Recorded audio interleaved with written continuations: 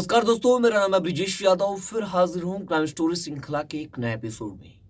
आज की कहानी महाराष्ट्र से है। महाराष्ट्र की राजधानी यानी आर्थिक राजधानी देश की मुंबई से सटा हुआ एक शहर है, पुणे। पुणे को शायद ही कोई हो जो ना जानता हो, यानी जो महाराष्ट्र मुंबई में रहता हो। पुणे भी मुंबई से अब काफी आगे बढ़ रहा है। उसी पुणे शहर में एक दिल दहला देने वाला हादसा होता है, वो भी ऑन सीसीटीवी कैमरे में। आपको बता दें, कहानी की शुरुआत पुणे शहर के 140 किलोमीटर दूरी के पुणे सोलापुर हाईवे पर होती है। पुणे सोलापुर हाईवे स्थित एक रेस्टोरेंट होता है। रेस्टोरेंट का नाम होता है जगदम्बा रेस्टोरेंट। और उस रेस्टोरेंट में कई परिवार, कई लोग खाना खाने आते हैं, यानी हाईवे पर है तो लोगों की भीड़ आम बात है। तो उस रेस्टोरेंट में एक टेबल पर चार लोग बैठे हुए थे। चार लोग बैठे हुए थे और कुछ लोग चाय नाश्ता कर रहे थे, और एक व्यक्ति फोन पर बात कर रहा था। और उसके आसपास के जो टेबल्स हैं वो भी फुल थे, कुछ खाली थे। और आसपास के टेबल पर एक परिवार बैठा था, उनके दो बच्चे और उसके माता पिता भी बैठे थे बाजू में, वो भी डिनर कर रहे थे। और चार लोग बाजू की टेबल पर बैठे थे। ऐसे तरह तरह के लोग अपनी फैमिली के साथ या अपने ग्रुप के साथ खाना खा रहे थे उस रेस्टोरेंट के अंदर। तभी उस रेस्टोरेंट में लगभग रात का समय था और कुछ लोग एंट्री करते हैं। दो लोग एंट्री करते हैं और एक आदमी जो होता है वो थैली के अंदर हाथ डालकर एंट्री करता है। यानी एक थैली लिया रहता है प्लास्टिक की, उसके अंदर हाथ डाला रहता है जैसे कुछ निकाल रहा हो, और थैली के अंदर से निकालते निकालते आगे बढ़ता है रेस्टोरेंट के अंदर। रेस्टोरेंट के अंदर आगे बढ़ता है और एक दीवार, एक पिलर होता है रेस्टोरेंट का, उसके पीछे खड़ा होता है और वो थैली के अंदर से निकाल रहा था और एक आदमी आगे बढ़ रहा था। ये लोग आगे बढ़ते बढ़ते जैसे ही वो आदमी, जो चार लोग बैठे हैं, वहां पर जाता है और एक जो आदमी फोन पर बात कर रहा है उसको पिस्तल से गोली मार देता है। यानी उस थैली के अंदर से एक पिस्तल निकालता है और गोली मार देता है, और जो उसका साथी है उस भी कोयता से हमला कर देता है। यानी वहां पर अफरा तफरी मच जाती है। और फिर ये दोनों लोग पिस्तल से मारने के बाद वो तड़प रहा है तो भाग जाते हैं। भागने के बाद फिर छह लोग आते हैं। कोयता, तलवार, डंडा लेकर, और फिर उसी पर हमला करते हैं। वो लोग किसी को नहीं छूते हैं, लेकिन चार लोग जो बैठे थे उनमें से एक आदमी जो फोन पर बात कर रहा था उस पर ताबड़तोड़ जानलेवा हमला करते हैं और उसकी मौके पर ही मौत हो जाती है। काफी दर्दनाक मौत देते हैं ये लोग उसके। पहले तो गोली मारकर भागते हैं दो लोग, उसके बाद छह लोग फिर भाग कर आते हैं और कोयता, डंडे से उस पर हमला करते हैं, और वो जब बेसुध होकर गिर जाता है तब वो लोग भाग जाते हैं। जब वो लोग मार रहे थे तो आसपास जो परिवार बैठा था, जिनके दो बच्चे बैठे थे, जो पति पत्नी बैठे थे, वो भी डर कर भागने लगते हैं। यानी होटल की अपनी जान बचाकर भागने लगते हैं कि यहाँ तो दंगे जैसा माहौल हो गया है। वो लोग भी भागते हैं।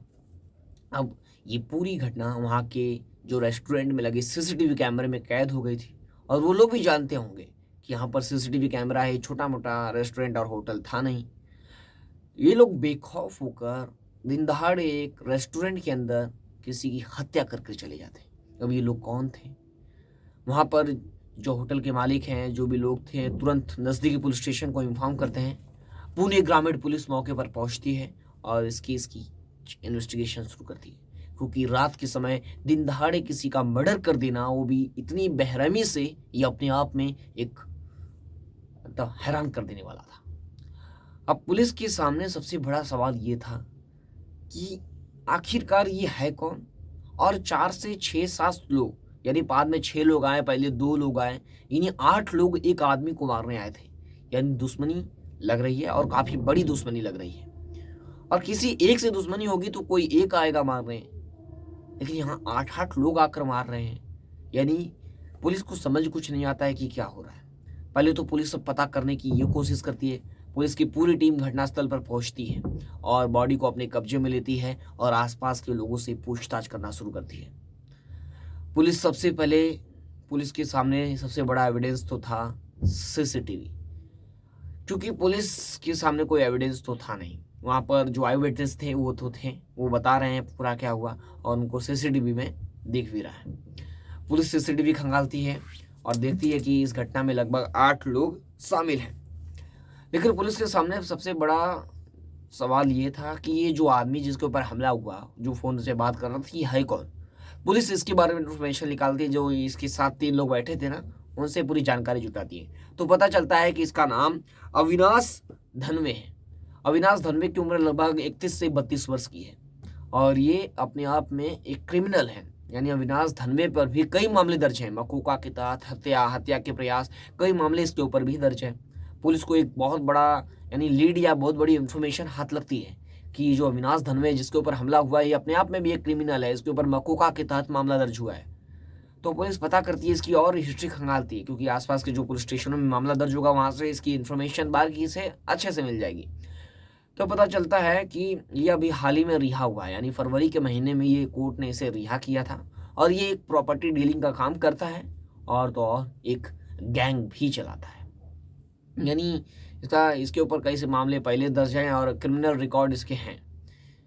तो पुलिस को पहले प्रथम दृष्टया तो ये लगता है कि ये जो अविनाश धनवे है और ये गैंग चलाता है, कई मामले दर्ज हैं, तो इसकी दुश्मनी किसी दूसरी गैंग से हो सकता है, क्योंकि 8 लोग आना, हत्या, डंडा, कोयता, चाकू, तलवार, पिस्तौल लेकर आना, ये किसी गैंग का ही काम हो सकता है। तो पुलिस अंदेशा लगाती है कि ये कोई गैंग हो सकती है।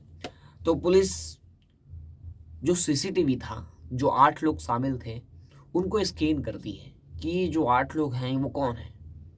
इससे पहले पुलिस ने कभी इन लोगों को गिरफ्तार किया है या इन लोगों को देखा है या किसी गैंग के आदमी हैं। पुलिस इन लोगों को स्कैन करती है सीसीटीवी की मदद से और पता करने की कोशिश करती है कि ये लोग हैं कौन। तो पुलिस को पता चलता है कि ये लोग किसी और गैंग के हैं और ये किसी और गैंग का था। यानी जो धनवे है वो कोई और गैंग चलाता है और जो सामने वाली गैंग है इनसे इसकी दुश्मनी थी। किसी बात को लेकर इन लोगों का विवाद था और इसी का बदला लेने के लिए सब हुआ है। देखिए, पुलिस इन लोगों को गिरफ्तार करने के लिए 5 टीमों का गठन करती है। अब गिरफ्तार होने के बाद ही कुछ बात सामने आ सकती है। पुलिस लगभग 5 टीमों का गठन करती है और गिरफ्तार करने की हर प्रयास करती है। पुलिस मुखबिरों को भी एक्टिव करती है और आसपास के जो जगह है, जो गांव है, वहाँ पे सर्च ऑपरेशन भी चलाती है।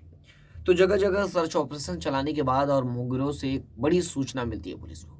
सूचना ये मिलती है कि पुणे सटा हुआ सतारा जिला है। पुणे और सतारा के जो बीच में एक गांव है, उस गांव का नाम है सिंदेवाड़ी गांव। सिंदेवाड़ी गांव में पुलिस को इन्फॉर्मेशन मिलती है कि यहाँ 4 अपराधी हैं, यानी जो हमलावर हैं वो चारों आरोपी इस गांव के अंदर छुपे हुए हैं। तो पुलिस को ये बड़ी इन्फॉर्मेशन हाथ लगती है और पुलिस की पूरी टीम सिंदेवाड़ी गांव पहुंचती है पुणे सतारा की और वहां जाकर दाबिश देती है और 4 लोगों को गिरफ्तार करती है। अब 4 लोगों को गिरफ्तार करना क्या होता है, आजकल की आरोपियों को गिरफ्तार कर लेती है पुलिस, लेकिन वो जाकर कोर्ट में स्टेटमेंट बदल देते हैं। जब पूछताछ करती है तो स्वीकार करते हैं, लेकिन बाद में कोर्ट में जाकर बदल जाते हैं। तो इसके लिए ठोस एविडेंस होना भी जरूरी है। तो पुलिस उनसे क्या करती है, जो उनके पास से एक पिस्तौल और उसके बाद एक छुरी, एक कोयता और 2 जो 2 व्हीलर और एक 4 व्हीलर, जिससे ये अपराधी घटनास्थल पर आए थे, यानी सीन ऑफ क्राइम पर आए थे, जो कोयता, जो पिस्तौल लेकर और जो गाड़ी, जो 2 व्हीलर, जो 4 व्हीलर लेकर आते हैं, वो सब पुलिस इनसे बरामद कर लेती है, यानी अपने कब्जे में ले लेती है और 4 आरोपियों को भी गिरफ्तार कर लेती है। गिरफ्तार करके पुलिस लाती है और फिर इनसे पूछताछ करती है। लेकिन अभी भी 4 लोग गायब हैं। यानी जो अविनाश धनवे का मामला है उसके हत्या आरोपियों में से 4 लोग अभी गायब हैं। टोटल 8 लोग थे, उस सीसीटीवी कैमरे में देख रहे हैं। 8 लोग में से 4 लोग अभी भी लापता थे। अब 4 लोगों को खोजना पुलिस के सामने एक अपने आप में एक चैलेंज है, क्योंकि वो काफ़ी शातिर है। पुलिस उनके पीछे पीछे घूम रही है और वो पुलिस के पीछे घूम रहे हैं।